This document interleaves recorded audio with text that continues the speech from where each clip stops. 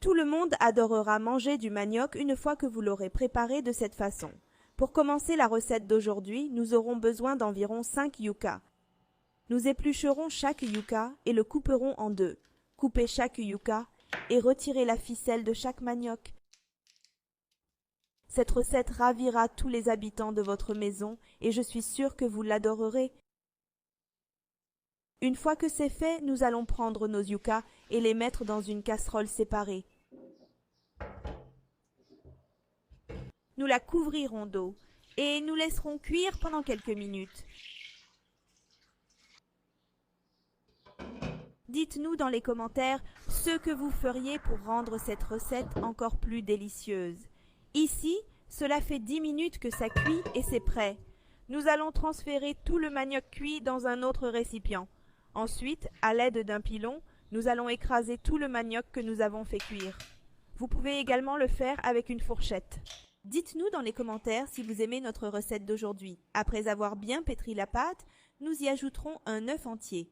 Nous l'assaisonnerons d'une cuillère à café de sel. Ajoutez également une cuillère à café d'ail en poudre, 2 cuillères de maïzena. Nous ajouterons une cuillerée de beurre. Vous pouvez ajouter du beurre ou de la margarine. Une fois que vous avez fait cela, utilisez vos mains pour bien mélanger le tout. Pour notre recette, nous avons également besoin de mozzarella. J'ai ici une centaine de grammes de mozzarella que nous allons râper très finement. Cela fait, après avoir bien pétri nos ingrédients, nous prendrons une petite portion et l'étalerons comme ceci. Faire de même avec toute la pâte. Ici, nous prendrons la pâte que nous avons étalée et la placerons sur un morceau de film plastique. Le plastique nous aidera à sceller la pâte. Profite de ce moment pour me dire de quelle ville et de quel état tu regardes notre recette aujourd'hui. Dès que cette vidéo sera terminée, je veux t'envoyer un câlin très spécial. Une fois que c'est fait, ajoutez la mozzarella que nous avons râpée plus tôt. Utilisons le film plastique pour fermer notre pâte. Suivez la même procédure que je vous montre et cela fonctionnera. Cette recette est tout simplement merveilleuse et je suis sûre que tous les membres de votre famille vont l'adorer. Elle prendra cette forme et nous la ferons frire.